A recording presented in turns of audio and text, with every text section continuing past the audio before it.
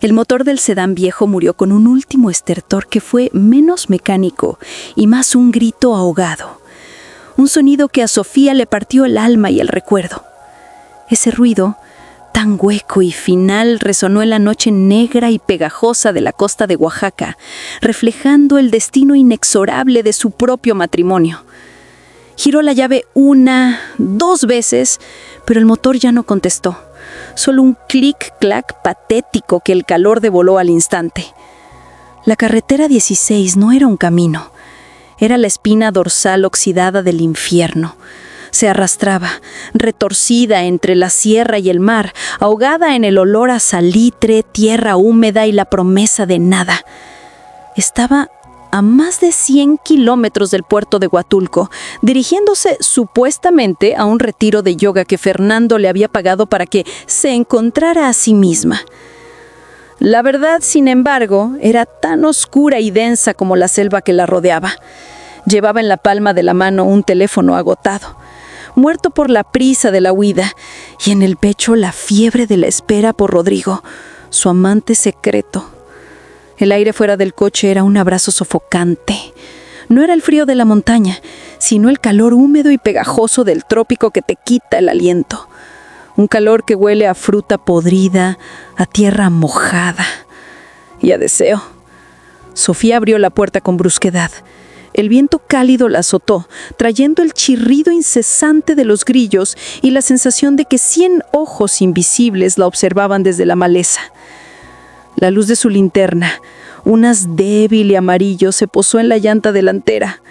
El espectáculo era nauseabundo.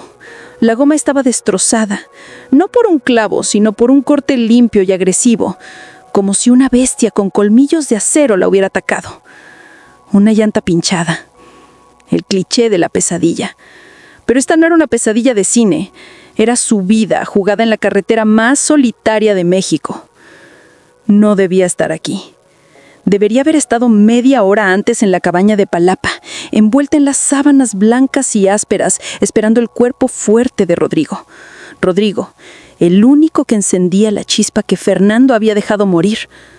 Fernando, su esposo, su dueño. El gran empresario que pagaba por todo.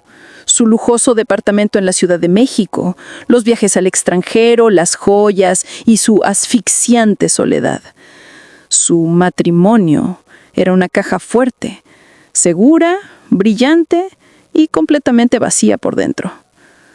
La aventura con Rodrigo había sido su dosis de veneno dulce. Él no era un empresario, era un ingeniero de campo, un hombre que olía a gasolina, sudor y peligro. Sus ojos eran carbón encendido y su boca una promesa de libertinaje que Fernando, con su mente obsesionada con el stock market, nunca podría igualar. Rodrigo no solo le ofrecía una huida temporal, le ofrecía la sensación prohibida de estar viva. Él era un secreto, y los secretos, se lo había dicho una vez su abuela, eran el único combustible verdadero de las mujeres. El plan era temerario. Encontrarse en la costa, pasar la noche en la cabaña, sin dejar rastro, sin llamadas, pura locura. Ahora el sedán era una trampa de metal, su teléfono un peso muerto. La coartada del retiro de yoga se dibujaba en la niebla nocturna, y ella estaba varada, sola, el corazón latiendo al ritmo de un tambor de guerra.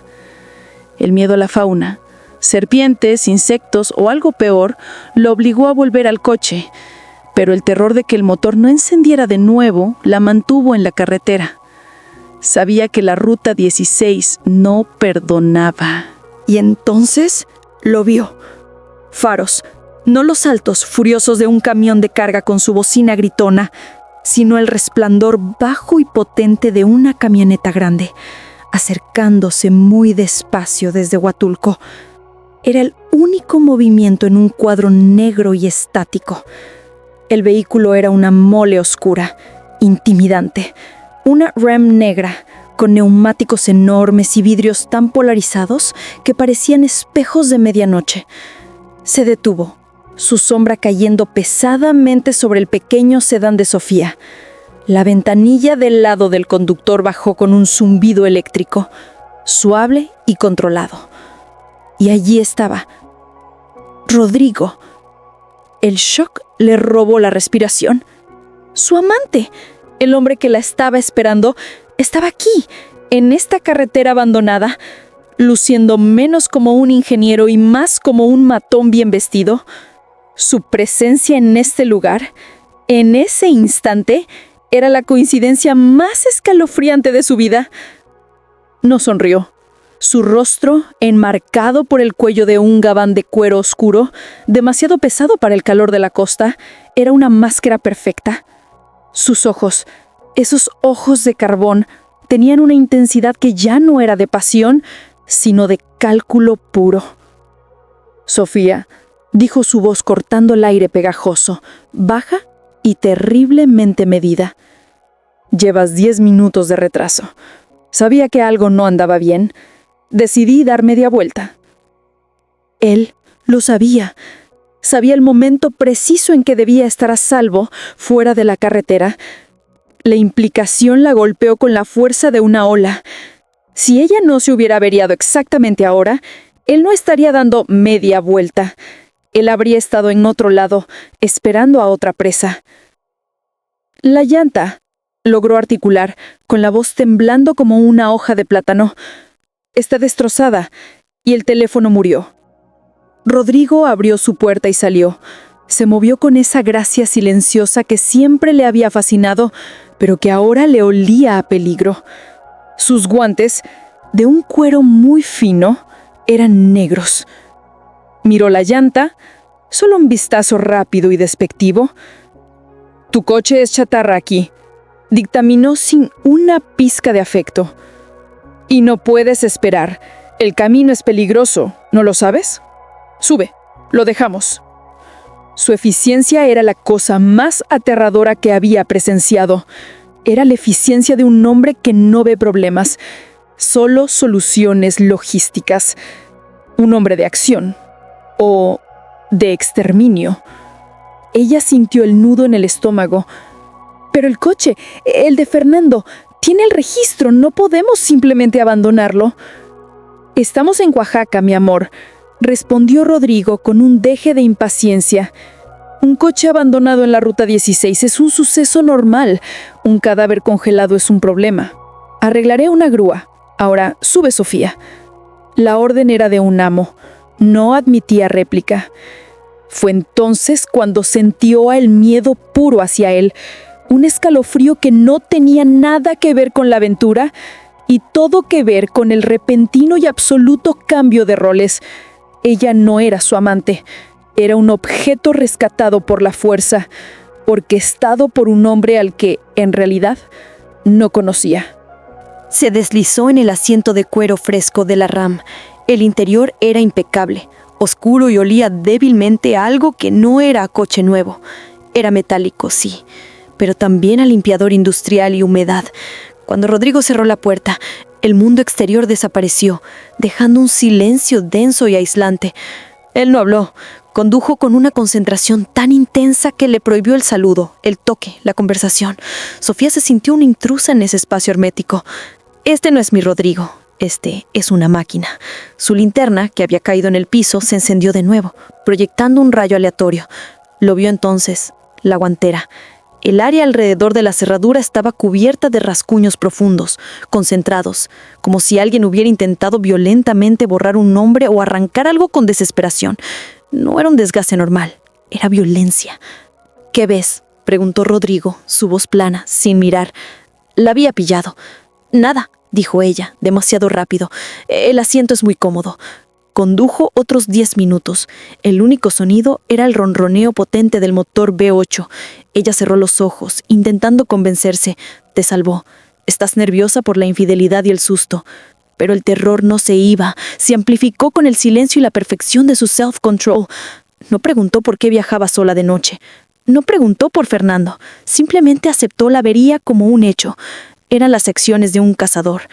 Entonces sus ojos se posaron en el asiento trasero, apenas visible en la penumbra, encajado en el pliegue del asiento.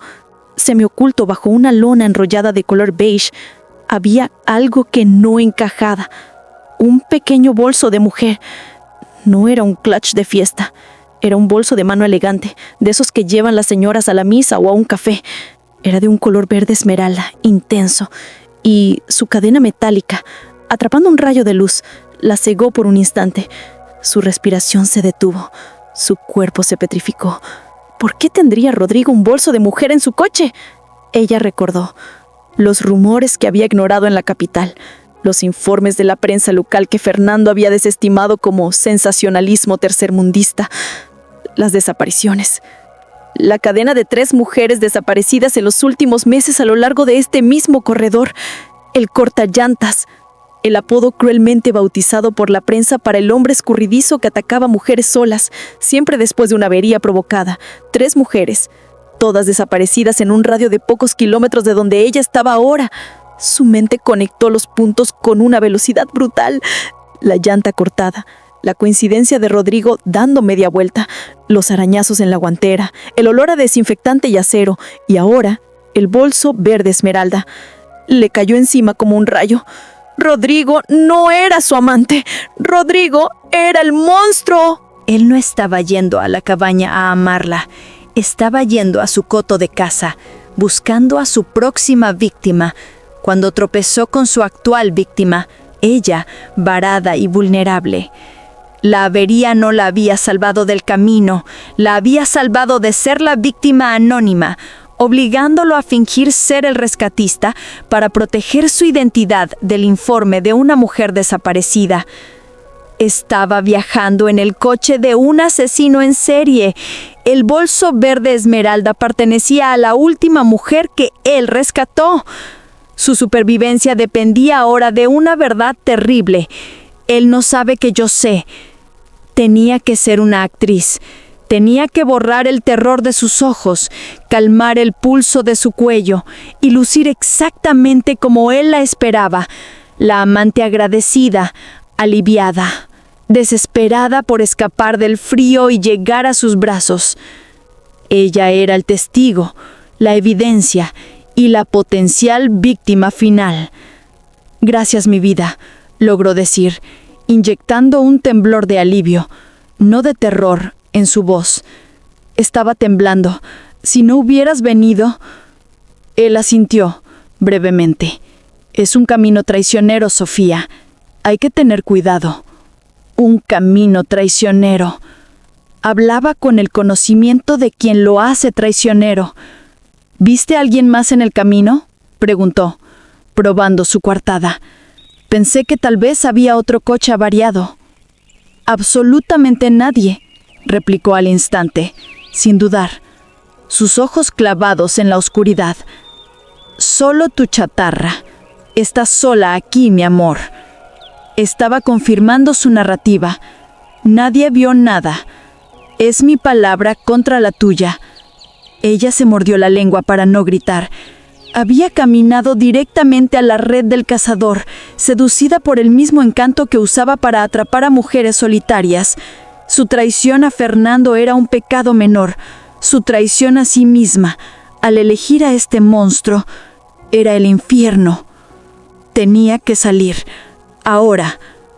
«Rodrigo», dijo, poniendo una mano en su hombro, un gesto de intimidad que era una máscara para su pánico.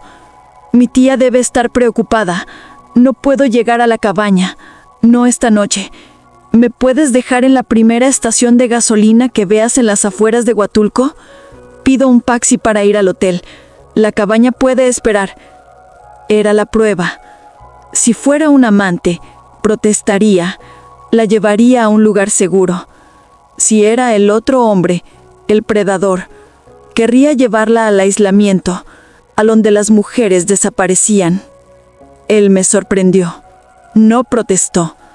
Solo miró su espejo lateral, su expresión inmóvil. «Una estación de servicio», confirmó, con voz neutra. «Bien, pero esperaré hasta que el taxi llegue. No puedo dejar que te quedes varada 2 veces en una noche». Está esperando para asegurarse de que no diga nada al empleado o a la policía. Necesita controlar la transferencia. Su alivio se ahogó en el terror. Había comprado unos minutos más de vida, Miró el bolso verde esmeralda de nuevo, memorizando la forma, el color. Era su póliza de seguro. Era la prueba de que su amante era un monstruo. Y era un secreto que jamás podría contar. El resto del viaje fue un ejercicio de respiración controlada y oración silenciosa.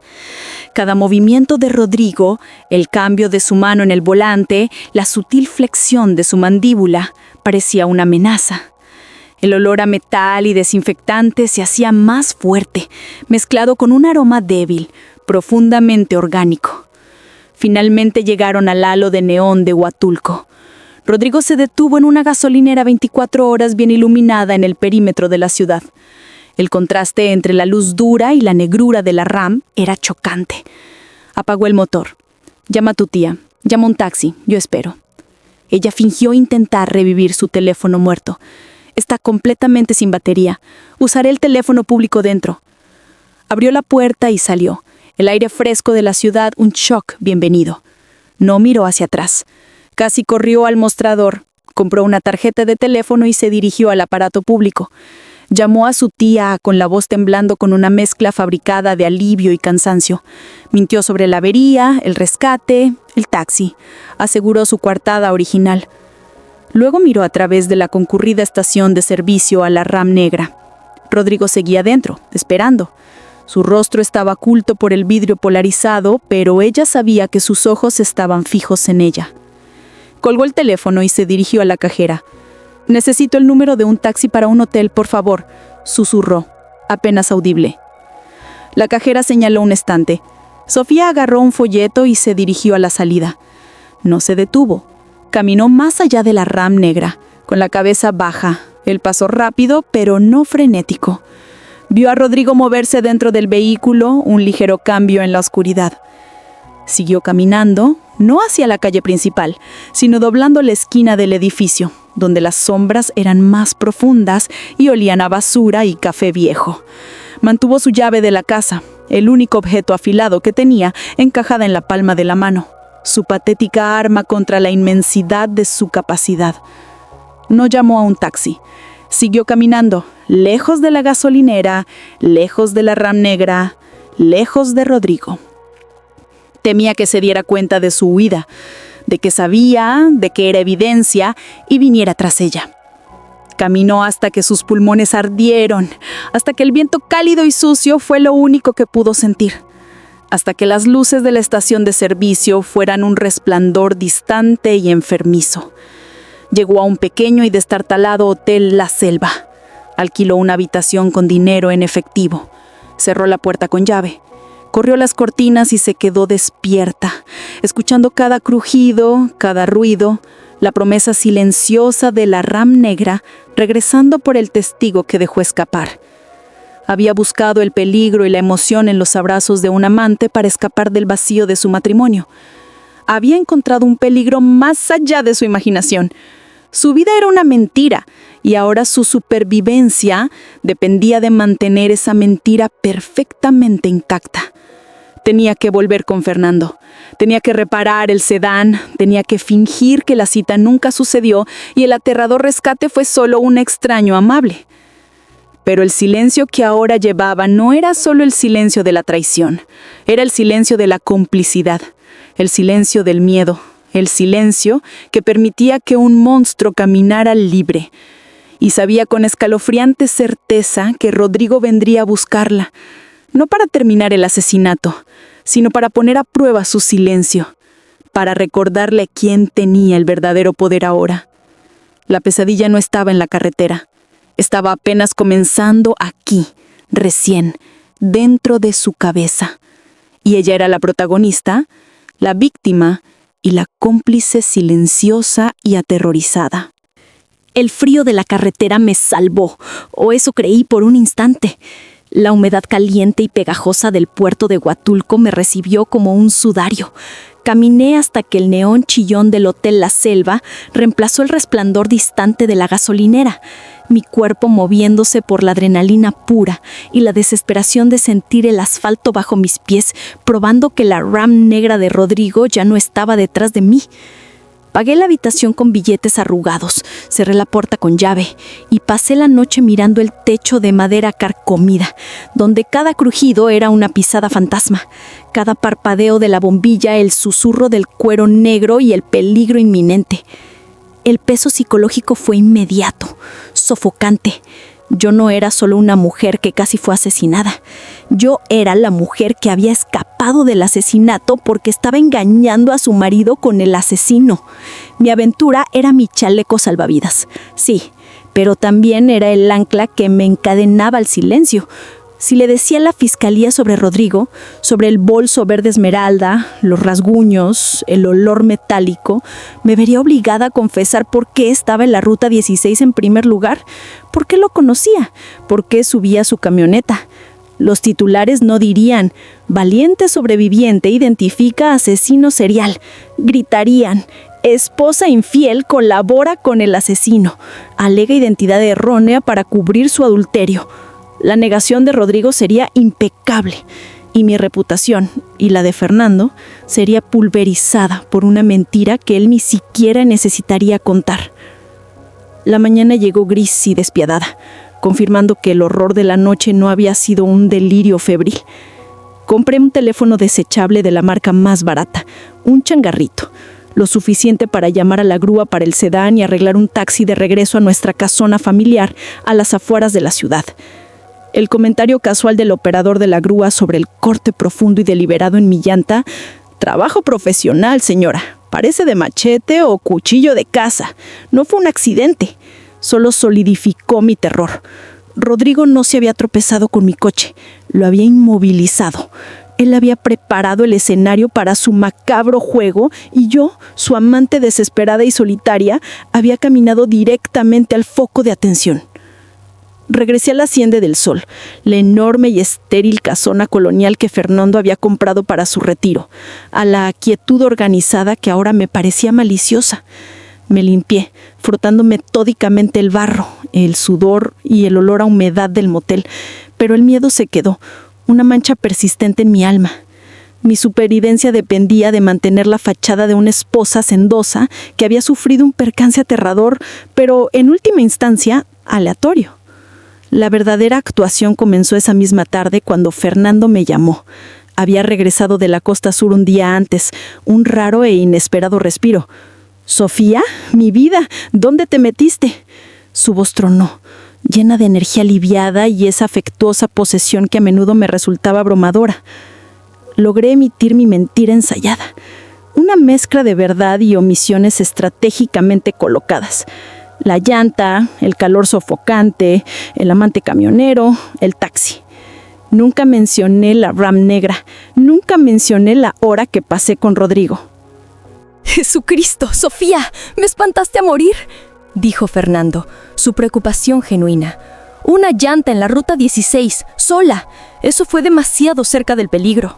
Llegó a la casona una hora después, todo músculo, camisa de lino y protectora ansiedad, atrayéndome a un abrazo de oso que se sintió tan sofocante como inmerecido. Miré su rostro honesto y cansado y sentí una nueva oleada de autodesprecio. Él era el hombre a quien juré amar. Rodrigo era el monstruo con el que elegí arriesgarlo todo.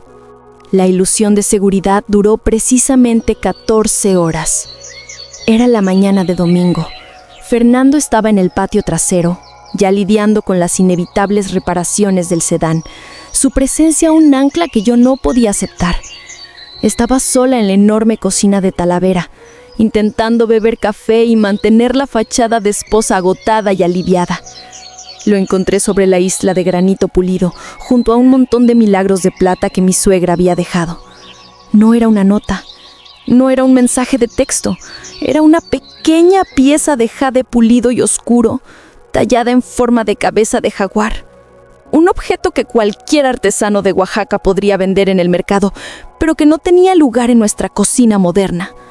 Lo inconfundible, lo que me heló la sangre, fue lo que cubría la pieza. Una capa fina y delgada de polvo de maquillaje color verde. El color era preciso, era el tono exacto de la base de polvo que usan las mujeres de alta sociedad. el mismo tono que había imaginado en el interior del bolso verde esmeralda que vi escondido en el asiento trasero de la RAM. El polvo era, me di cuenta con un hundimiento nauseabundo del estómago, el probable contenido aplastado del bolso de Gabriela Torres, la última mujer desaparecida. Mi sangre se convirtió en hielo. Rodrigo había estado dentro de la casona. No había forzado una ventana o una cerradura. Había entrado mientras Fernando y yo dormíamos, moviéndose a través de la oscuridad con la confianza depredadora de un fantasma. La pieza de jade, un trofeo local e íntimo, era su mensaje. Sé que lo viste, sé que sabes, y puedo llegar a ti en cualquier momento, en cualquier lugar. No era una amenaza de violencia inmediata, era una promesa de vigilancia constante y paralizante. El juego ya no era sobre supervivencia física, era sobre control psicológico total. Tomé la pieza de jade con manos temblorosas y corrí al fregadero, raspando el polvo verde por el desagüe hasta que el granito brilló limpio. Pero el conocimiento permaneció. La certeza aterradora de que el monstruo que había elegido como mi escape secreto había convertido mi hogar en su coto de caza. El silencio de la casona que una vez anhelé estaba ahora contaminado por la conciencia de su presencia invisible, su capacidad de penetrar los muros y la seguridad de mi matrimonio. Más tarde ese día, 2 oficiales de la Fiscalía General en uniformes de tela áspera aparecieron en la puerta, pidiendo una declaración oficial sobre el vehículo abandonado en la Ruta 16. Eran educados, eficientes, y su presencia se sintió como una violación física de mi frágil paz. Fernando manejó el intercambio inicial, sus instintos protectores en plena exhibición. Fue solo una llanta ponchada, oficiales. Una noche difícil. Mi esposa está muy traumatizada. Pero la primera pregunta que hicieron cuando finalmente me senté con ellos en la mesa de la cocina no fue sobre mi llanta, sino sobre una mujer reportada como desaparecida en el área 3 días antes. ¿Vio a alguien inusual en la carretera, señora Vargas? ¿Algún otro vehículo detenido? Mi garganta se secó. Yo sabía su nombre antes de que lo dijeran. La mujer cuyo bolso verde esmeralda vi en el asiento trasero del coche de mi amante. Sostuvieron una fotografía descolorida, granulada, una mujer sonriente, ligeramente mayor que yo, con ojos amables. Gabriela Torres, desaparecida desde la tarde del viernes. Yo estaba ahora directamente en la mira de una investigación de asesinato. Los muros de mi prisión psicológica se estaban cerrando. Estaba obligada a mentir sobre el hombre con el que me acostaba. Todo mientras protegía a un monstruo que acababa de demostrar que tenía acceso a mis vulnerabilidades más profundas. No, mentí. Mi voz firme a pesar del cambio sísmico en mi realidad. Nadie. Estaba oscuro como boca de lobo. Solo un hombre muy amable en una camioneta grande se detuvo a ofrecerme un aventón a la ciudad, pero decliné. Le dije que esperaría a la grúa. El oficial presionó suavemente. ¿Podría describir al hombre, señora Vargas? Describí un fantasma. Alto, gabán oscuro, cortés, completamente genérico. Eliminé cada detalle identificable de Rodrigo, cada cualidad cautivadora que una vez me atrajo. Hice desaparecer la RAM negra. Borré a mi amante del registro oficial, dándole efectivamente al asesino una ventaja de 3 días y una coartada perfecta. La entrevista terminó, dejando un silencio pegajoso e incómodo a su paso. Fernando regresó del patio trasero, sonriendo, ajeno al hecho de que su esposa acababa de ocultar activamente evidencia en un caso de asesinato. El terror se amplificó en una culpa sorda y palpitante. Yo era ahora cómplice, un accesorio después del hecho, simplemente en virtud de mi propio adulterio. Tenía una opción: sacrificarme y destruir a Fernando, confesando la aventura y exponiendo al asesino, o proteger mi vida y mi matrimonio dejando que un monstruo caminara libre y continuara su cacería. El recuerdo de la pequeña pieza de jade y el polvo verde brilló en mi mente. Rodrigo tenía el control. Él conocía mi hogar. Él conocía mi secreto. Mi única arma era mi silencio y mi única defensa era interpretar el papel de la esposa traumatizada y ajena a la perfección. Pero el silencio era ensordecedor. Cada vez que miraba a Fernando, veía el fantasma de Gabriela Torres, la mujer cuya vida no había logrado salvar. El thriller psicológico no estaba en la carretera, estaba comenzando justo aquí dentro de las 4 paredes de mi hermosa y silenciosa casona, y sabía con escalofriante certeza que Rodrigo volvería a contactarme. Tenía que hacerlo. Necesitaba asegurarse de que su testigo permaneciera en silencio y usaría mi debilidad más profunda, mi relación con Fernando, para lograrlo. Mi vida era una mentira. Y ahora mi supervivencia dependía de mantener esa mentira perfectamente intacta, hasta que encontrara la manera de apuñalar a mi predador por la espalda. No podía seguir siendo la víctima silenciosa. Tenía que convertirme en la cazadora, aunque eso significara caminar en la oscuridad total. El olor a salitre de la costa, ahora mezclado con el aire acondicionado frío y caro de la casona, era el recordatorio constante del precio de mi silencio. Yo estaba viva, pero mi alma ya había muerto un poco en ese asiento de cuero negro. Un asiento que ahora era un trono para el miedo. La presencia de los oficiales de la fiscalía, con sus libretas y sus preguntas amables y punzantes, tuvo el efecto paradójico de hacer que Sofía se sintiera más segura e infinitamente más aterrorizada. Más segura, porque la tensión significaba que Rodrigo no se atrevería a acercarse a la casona de inmediato.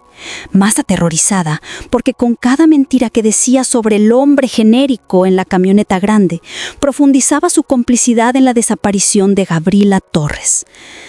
Fernando, ajeno a la tempestad que se gestaba en el alma de su esposa, seguía en el patio trasero, el sonido reconfortante de su llave inglesa contra el metal oxidado de un viejo motor, siendo una barrera doméstica contra la realidad monstruosa que ahora habitaba Sofía. Los policías se fueron, dejando un silencio más pesado que antes, matizado con el eco fantasmal del nombre de Gabriela Torres y el recuerdo insidioso del polvo verde. Su miedo ya no era frenético, se había sentado en un cálculo frío y duro. Rodrigo conocía su debilidad, su necesidad absoluta y desesperada de proteger su aventura. De Fernando y del ojo público. Él entendía que su culpa era su bozal más efectivo. Podía operar con impunidad porque la única persona que podía identificarlo ya estaba comprometida. Él ganó la primera ronda, usando mi propio pecado como su arma. No podía vivir con esto. No podía permitir que su adulterio le concediera un pase libre a un asesino serial. Necesitaba contraatacar, pero no podía usar a la policía. Tenía que convertirse en la investigadora, operando enteramente en las sombras morales donde vivía Rodrigo. Su primer movimiento fue asegurar una línea de comunicación imposible de rastrear. Usando el teléfono desechable que había comprado en Huatulco, creó una cuenta de correo electrónico anónima y envió un mensaje críptico a la dirección de correo profesional de Rodrigo, esa que él revisaba religiosamente para su trabajo de ingeniería. El mensaje era simple, diseñado para provocar, no para acusar. El camino 16 se está llenando de gente. Limpia el asiento trasero y cuidado con el jade que trae mala suerte. Era una prueba. Necesitaba ver si él entraría en pánico, si cometería un error o si mantendría su control escalofriante. La respuesta llegó en menos de una hora, enviada desde un servidor diferente, completamente anonimizado. Contenía solo una única y escalofriante fotografía. Un primer plano de un objeto familiar. Un pequeño marco de plata con una foto de Fernando y Sofía, tomada en su último aniversario, sentado prominentemente sobre la mesa de noche de Sofía. Debajo de la imagen, una sola línea de texto en español elegante y venenoso. Prefiero la foto justo donde está, Sofía. Y no te preocupes, el enfoque de mi vida siempre ha sido en ti. No me gusta la mala suerte.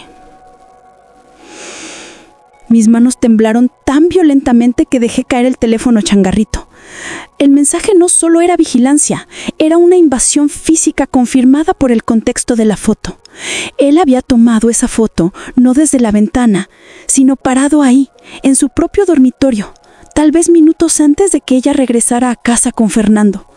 La referencia al enfoque era un juego oscuro y malicioso con la estabilidad central de su vida y la lealtad que ella había roto. Rodrigo no era meramente un asesino, era un sádico psicológico, un narciso sangriento que disfrutaba viendo a sus víctimas retorcerse. Me di cuenta de la vulnerabilidad crítica que estaba explotando. La seguridad de mi hogar estaba diseñada para mantener a los extraños fuera, no para detectar a alguien a quien yo había dejado entrar voluntariamente docenas de veces durante la aventura. Él conocía los puntos débiles, los horarios, las breves ventanas cuando Fernando estaba distraído. Tenía que encontrar ayuda. Necesitaba una aliada que entendiera la mecánica de la traición y el secreto. Alguien que pudiera operar fuera de la ley, pero dentro de los límites morales de la justicia. La respuesta yacía en el rincón más oscuro de mi pasado universitario. Mi antigua compañera de cuarto, Elena Rivera. Elena tenía una mente brillante, caótica y un largo historial de lidiar con individuos que operaban fuera de las líneas. Ahora dirigía una pequeña firma especializada en contravigilancia digital y espionaje corporativo en Monterrey. Elena no me debía nada, pero su sentido de la justicia era implacable y absoluto. Y a Elena no le importa la policía. Le envié un correo electrónico a Elena, omitiendo todos los detalles sobre el asesinato y el adulterio, enmarcándolo como una amenaza profesional que apestaba a dinero y poder. Necesito una revisión de seguridad inmediata y sin rastro de mi hogar y mi vida digital. Sospecho que un ex socio de Fernando con acceso a nuestra propiedad está intentando sabotaje y acoso. Confidencialidad total. Necesito que estés aquí mañana. Hay una fortuna en juego. Mientras esperaba su respuesta, comencé mi propia investigación desesperada y amateur sobre Gabriela Torres. La fiscalía había mencionado su nombre y me mostró la foto, pero yo necesitaba más que un rostro. Busqué en archivos de noticias locales e informes de personas desaparecidas, buscando cualquier conexión entre Gabriela y Rodrigo. Los informes de noticias eran escasos, enfocándose en el trabajo de Gabriela como arqueóloga y conservacionista local y su dedicado voluntariado. Fue descrita como tranquila, confiable y completamente inofensiva. Exactamente el tipo de mujer que no atraería la atención de un depredador calculado. Encontré un pequeño detalle que me heló la sangre. El coche de Gabriela Torres también había sido encontrado abandonado a pocos kilómetros de donde mi sedán se averió. La policía sospechaba que un accidente de llanta fue la causa. Pero el verdadero shock provino de una búsqueda más profunda en redes sociales. Encontré una foto en una publicación de un periódico universitario. Gabriela Torres sonriendo, sosteniendo un objeto. El pie de foto decía que había ayudado a recuperar una valiosa colección privada de artefactos de jade de la cultura mixteca, incluyendo una pequeña cabeza de jaguar que era su favorita. El pequeño y suave jade pulido, tallado en forma de cabeza de jaguar que Rodrigo me había dejado en la isla de la cocina. Rodrigo no solo había agarrado un trofeo al azar, había tomado una pieza de la colección de Gabriela Torres, un fragmento de su identidad, su pasión, algo profundamente personal, y lo había dejado en mi cocina como un trofeo y una advertencia. Él no era un asesino sin sentido, era un depredador artístico, convirtiendo las vidas de sus víctimas en mensajes macabros y personalizados. Está coleccionando la esencia de quienes mata. Mi miedo se solidificó en una resolución amarga y fría como el hielo. Tenía que ser tan calculada, tan despiadada y tan meticulosa como Rodrigo. La respuesta de Elena Rivera aterrizó en mi bandeja de entrada tarde esa noche. Era directa, sin sentimentalismos, con la jerga de los que viven al margen de la ley. Llego a Huatulco mañana por la noche. Haremos esto fuera del sistema, Sofía. No le digas a nadie, especialmente a Fernando. Prepara la zona de sacrificio. La frase, cruda y profesional, fue la única cordura que me quedaba. Mi defensa psicológica había fallado. Mi resistencia pasiva solo lo había provocado. Era hora de cambiar de escondite a casa. Y yo sabía exactamente dónde tender la trampa. La cabaña, la que había alquilado para nuestro encuentro secreto, era el lugar perfecto para confrontar a mi monstruoso amante. La cabaña, aislada, lejos de la casona, el lugar donde esperaba placer, se convertiría en el escenario del juicio. Elena Rivera llegó a Huatulco a la mañana siguiente, no con maletas, sino con una caja negra de herramientas de grado militar y un aura de competencia letal que hizo que Sofía se sintiera, por primera vez desde que salió de la RAM negra, que tal vez podría sobrevivir. Elena no la abrazó. No preguntó por Fernando ni por la calidad de su matrimonio. Simplemente le dio una mirada dura y de evaluación y preguntó: ¿Dónde está la trampa, Sofía? Sofía explicó el plan con el lenguaje desapegado y analítico de una sesión de información de estrategia.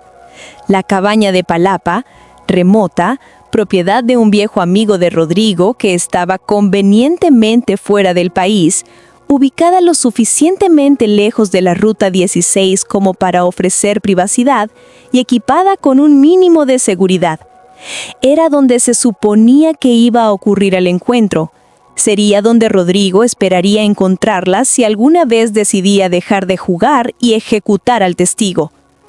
«Necesitamos atraerlo», afirmó Elena, su voz tranquila y eficiente mientras abría su estuche, revelando una constelación de sofisticados equipos de vigilancia, cámaras diminutas y dispositivos de escucha. «No vendrá si cree que solo lo estás esperando. Necesita pensar que te estás rompiendo». La clave, Elena evaluó rápidamente, era la foto de Fernando en la mesa de noche. Él sabe que tu matrimonio es tu ancla. Le haremos creer que el ancla se está deslizando, que te estás desmoronando y estás desesperada por un cierre o una última reunión desesperada en la cabaña para explicar por qué había mentido a la fiscalía sobre su rescate. El mensaje no debe ser una amenaza, Sofía. Debe ser un grito de clemencia, de miseria, instruyó Elena, instalando cámaras en miniatura que podían ocultarse dentro de las paredes ásperas de la cabaña. No vendrá a silenciar una amenaza, vendrá a saborear el poder absoluto de verte confesar tu terror. Necesitas saber que no serás sorprendido. Trabajaron durante toda la noche, transformando la cabaña en un centro de vigilancia temporal. Elena instaló múltiples alimentaciones de audio y video, todas grabando en un sistema blindado que mantenía en el estuche militar. Necesitaban prueba irrefutable de su identidad y su conexión con las mujeres desaparecidas. Necesitaban que hablara de Gabriela Torres. «Necesito algo para obligarlo a hablar», susurró Sofía, el aire frío de la madrugada de la costa pesando sobre ellas. Algo que solo le mostraría a una víctima o a un cómplice. Los ojos de Elena, afilados e inteligentes, se entrecerraron. ¿El bolso verde esmeralda? Se fue. ¿Lo recuperó o lo destruyó? Pero todavía tengo la pieza de jade, el jaguar de Gabriela. Elena asintió, un destello de apreciación por el macabro genio de Rodrigo cruzando su rostro. Perfecto. Ponemos el jaguar en la repisa de la chimenea. Es una señal de que el juego terminó, de que conoce su trofeo. Lo obligará a confrontar el asesinato, no solo la aventura. A la mañana siguiente, Sofía envió el mensaje desde el teléfono desechable, forzando las palabras a través de un filtro de desesperación y vulnerabilidad manufacturadas.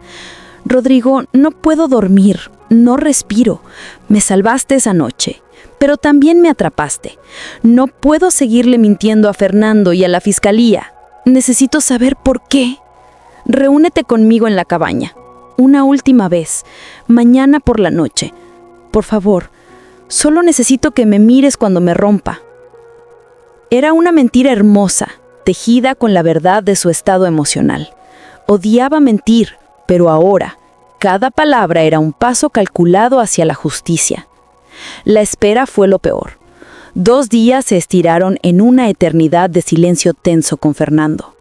Él notó el cambio en ella, la inquietud, la repentina falta de apetito, y lo atribuyó todo al trauma de la llanta pinchada. «Necesitas ver a alguien, Sofía», la instó, con el ceño fruncido por la preocupación genuina. Esa noche te asustó más de lo que admites. Podemos buscar terapia. Ella negó con la cabeza, evitando su mirada. Estoy bien, Fernando. Solo necesito que estés en casa. La quietud de la casona me está afectando. Su presencia era tanto su mayor consuelo como su peligro más inmediato. Si esto salía mal, Fernando sería un daño colateral de una manera que ningún terapeuta jamás podría arreglar. La respuesta de Rodrigo llegó tarde el jueves por la noche, menos de 24 horas antes de la confrontación planeada. Era simple, inquietantemente casual, como si confirmara una reserva de restaurante.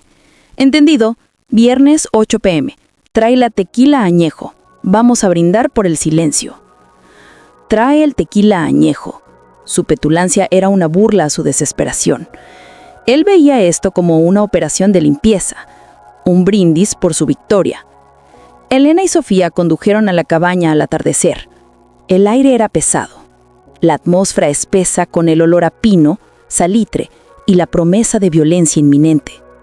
El rostro de Elena estaba sombrío. Está confiado, Sofía. Demasiado confiado. Ve esto como una purga. Tenemos que estar 2 pasos por delante. Finalizaron la configuración. Elena se ocultaría en el pequeño armario de servicios detrás de la cocina, monitoreando las transmisiones, lista para llamar a una patrulla de policía estatal con una pista anónima si Rodrigo recurría a la violencia física o, lo que era más importante, si confesaba las desapariciones. Sofía se vistió con la ropa que usaba para sus encuentros. Seda negra y cara, diseñada para transmitir vulnerabilidad y atracción. Tenía que ser la mujer que él quería, la amante que él controlaba. Entró en la sala principal, colocando el accesorio más importante, la pequeña y oscura cabeza de jaguar de jade en la repisa de la chimenea, directamente bajo la única lámpara que funcionaba. El reloj marcaba lentamente las 8 p.m. A las 8 p.m. en punto, el pesado sonar de botas resonó en el porche de madera. La cerradura giró. Rodrigo entró en la cabaña. Llevaba el mismo gabán oscuro y caro, los guantes de cuero negro aún puestos. Lucía impecablemente compuesto, la viva imagen de un hombre exitoso ligeramente molesto por una distracción de última hora. No traía tequila, no traía nada más que el control frío y absoluto que la había seducido meses atrás. Pasó junto a ella sin una mirada, sus ojos inmediatamente atraídos por la única pieza inquietante de decoración en la repisa, la cabeza de jaguar de jade. Rodrigo se detuvo en seco. Su mano, envuelta en el guante de cuero negro, se levantó lentamente hacia la piedra. Las cámaras capturaron cada milímetro de su movimiento, cada parpadeo de su expresión controlada. El silencio en la habitación era eléctrico, cargado con la tensión de un alambre a punto de romperse. Finalmente la miró. Sus ojos ya no eran los ojos cálidos y seductores de su amante.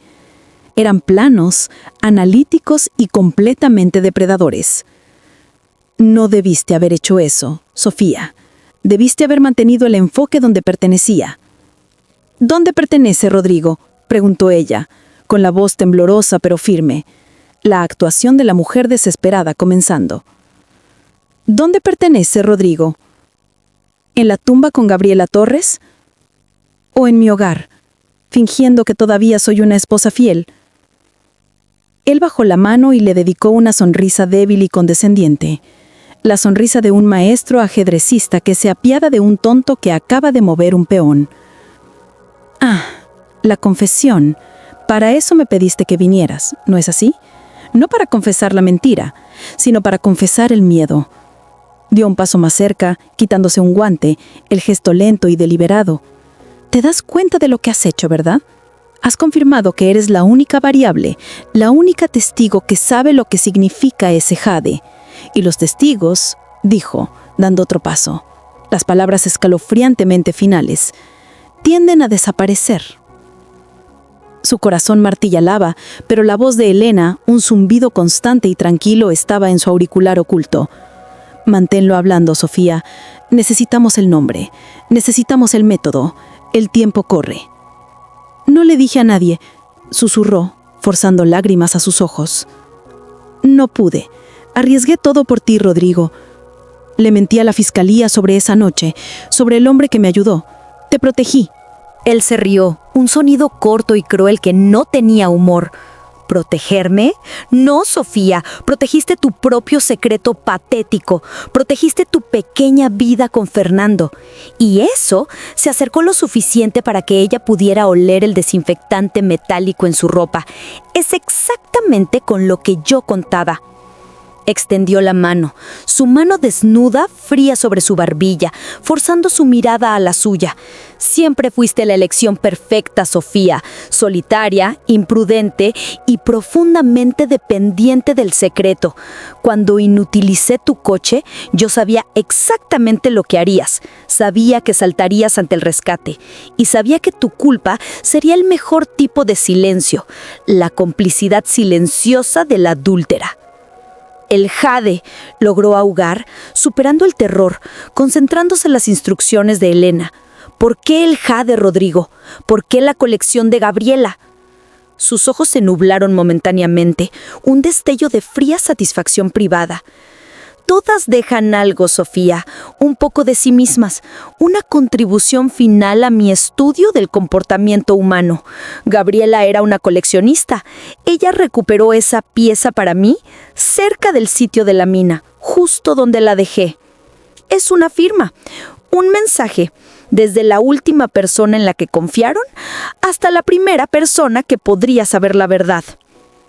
Él se inclinó, sus labios rozando su oreja, sus últimas palabras un susurro venenoso y triunfante. El bolso verde esmeralda fue una prueba, Sofía, y al dejar el jaguar en tu cocina, sabía que te poseía por completo. Viniste aquí no para quebrarme, sino para quebrarte por mí. Y ahora que has confesado tu debilidad, es hora de asegurar que tu silencio sea permanente. Su brazo se tensó alrededor de su cintura, su movimiento ahora rápido y decidido, tirándola hacia el armario de almacenamiento. No el armario donde Elena estaba escondida, sino un armario al lado opuesto de la habitación. Necesito dejarle a Fernando una narrativa limpia, Sofía. Una desaparición trágica, justo como las otras. Pero esta vez dejaré la prueba de tu adulterio. Lo llamarán un crimen de pasión. Una huida desesperada de una mujer consumida por la culpa. Mientras la arrastraba hacia el armario, su agarre como hierro, la adrenalina finalmente surgió, limpiando su mente de todo miedo. Ella sabía dos cosas. Elena tenía su confesión grabada y ella no sería su víctima final. Se retorció, usando el pequeño movimiento practicado que Elena le había enseñado, y simultáneamente levantó el pie, pateando la parte trasera de su rodilla con todas sus fuerzas. Rodrigo gruñó, su agarre aflojándose momentáneamente. En ese instante, ella se lanzó, no hacia la puerta, sino al mostrador de la cocina donde había colocado su propia pieza de evidencia. Una pesada taza de cerámica de barro cocido, llena de agua hirviendo, cortesía de la ingeniosa preparación de Elena. Blandió la taza, no hacia su frente, sino hacia el lado de su cabeza, confiando en el peso y el shock del calor. La cerámica se estrelló contra su sien con un sonido nauseante y húmedo. Rodrigo rugió, no solo de dolor, sino de furia aturdida. Tropezó hacia atrás, su mano volando hacia la herida, su control meticuloso finalmente hecho añicos. Escuchó la puerta del armario de servicios abrirse de golpe detrás de ella. Elena, la sombra silenciosa, fue finalmente visible, emergiendo de la oscuridad, no con un arma, sino con el brillo frío y duro de un taser profesionalmente manejado. Se acabó, Rodrigo. La voz de Elena era aguda, firme, el sonido del juicio final. La cinta está grabando. Juego terminado. La cabaña de Palapa, que había sido el escenario de un encuentro amoroso planeado y luego de un asesinato inminente, se convirtió en la desordenada y caótica realidad de una captura. El taser de Elena Rivera no era un instrumento sutil. El sonido fue un chasquido clínico y agudo que cortó el silencio, y la descarga golpeó el torso de Rodrigo justo cuando se abalanzaba sobre Sofía, alimentado por una furia narcisista. Colapsó instantáneamente. El meticuloso depredador, reducido a un montón inútil y tembloroso en el piso de pino. Su control finalmente, brutalmente aniquilado. Elena se movió con velocidad practicada, eficiente y fría. La policía estatal ya viene en camino, dijo, revisando las ataduras de los guantes de Rodrigo antes de esposar sus manos por la espalda con bridas de plástico reforzado. Envié un aviso anónimo sobre una disputa doméstica con armas. Nada sobre el asesinato, todavía. Necesitamos tiempo para limpiar la cinta. La cinta. La evidencia sólida. La grabación fría y clínica de Rodrigo confesando sus métodos, su colección de trofeos como el jaguar de jade de Gabriela y su intención de simular la desaparición de Sofía como un crimen de pasión. Era su salvación, pero también era el registro permanente de su adulterio y su complicidad inicial. Tenemos que decidir, Sofía, dijo, sus ojos intensos. Si entregamos la cinta tal cual, Rodrigo irá a prisión para siempre, pero la fiscalía escuchará todo. Tu aventura, tus mentiras iniciales al fiscal, tu conocimiento del jaguar. Te llamarán testigo clave, pero tu vida será destruida. Fernando lo sabrá, los medios lo sabrán, y la defensa psicológica que Rodrigo construyó, esa basada en tu vergüenza, habrá ganado. El silencio de la cabaña solo era roto por los gemidos bajos y patéticos del asesino que se recuperaba. La elección era simple, y sin embargo, imposible. Justicia absoluta o supervivencia personal. Sofía caminó hacia la repisa y tomó la cabeza de jaguar de jade, el artefacto de Gabriela Torres. Era suave, frío y pesado. Miró la forma oscura de Rodrigo en el suelo y se dio cuenta de la profundidad de su crueldad. Él no solo mataba mujeres, las desmantelaba psicológicamente a ellas y a sus seres queridos. Dejarlo ganar, incluso desde la cárcel, destruyendo su matrimonio con sus palabras venenosas, era inaceptable. «Editaremos la cinta», decidió Sofía, las palabras frías y finales. «Quitaremos todo lo que sea anterior a la confesión. Dejaremos el método, el trofeo, el plan. Dejaremos suficiente de mi voz para demostrar que estaba aterrada y coaccionada, pero nada sobre la aventura, nada sobre la mentira inicial a la fiscalía». Elena no parpadeó. «Eso es manipulación de pruebas, Sofía. Es peligroso, pero podría salvar a Fernando de la verdad». «Él no necesita saber el precio de mi supervivencia», dijo Sofía, aferrando al jade. «Solo necesita saber que su esposa ayudó a atrapar a un monstruo». Elena, con sus herramientas profesionales y su brújula moral despiadada, pasó la siguiente hora editando la cinta hasta dejarla en una escalofriante confesión de 5 minutos, donde Rodrigo se jactaba del jaguar y su método, haciendo que pareciera que Sofía era una víctima histérica reciente a la que había intentado silenciar.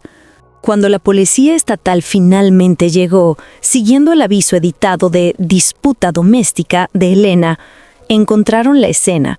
Rodrigo esposado y sometido, la taza de cerámica rota cerca de su cabeza, Sofía con un aspecto aterrado pero resuelto, y Elena interpretando el papel de su amiga profesional y tranquila que había acudido a su lado.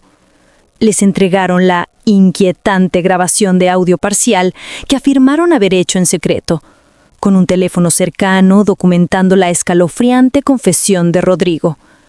La investigación subsiguiente fue un circo mediático, pero la narrativa estaba controlada. Rodrigo fue identificado como el cortallantas. Era un asesino meticuloso y a sangre fría, cuyo conocimiento de ingeniería le permitía inutilizar vehículos. Las víctimas, como Gabriela Torres, eran mujeres vulnerables en caminos remotos. ¿El papel de Sofía? Ella fue la heroína sobreviviente que tuvo el coraje de luchar, cuya confusión y miedo iniciales la llevaron a mentir momentáneamente al fiscal sobre la camioneta, pero cuya rápida inteligencia y la oportuna llegada de Elena finalmente llevó a un monstruo ante la justicia. Rodrigo fue acusado de múltiples cargos de asesinato y secuestro. Su reputación, lo mismo que ella había encontrado tan encantador una vez, fue destrozada en 1.000.000 de pedazos. El juego psicológico había terminado de verdad, pero el silencio que compró tuvo un costo devastador. Estaba a salvo, su matrimonio con Fernando estaba intacto, y él la miraba con una reverencia renovada, la esposa que enfrentó a un asesino.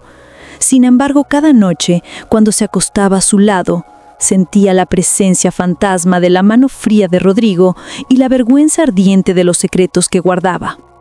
Había sobrevivido al depredador en la carretera, pero ahora estaba atrapada por las mentiras con las que tenía que vivir, una cómplice permanente en la conspiración de su propia vida. Había elegido la supervivencia por encima de la verdad absoluta, y el costo psicológico de esa decisión era una deuda que pagaría por el resto de su vida. La moraleja de la historia no era sobre el asesino o la aventura, era sobre el peso aplastante de un secreto y la escalofriante realización de que, a veces, la única manera de salvar tu vida es sacrificar tu alma.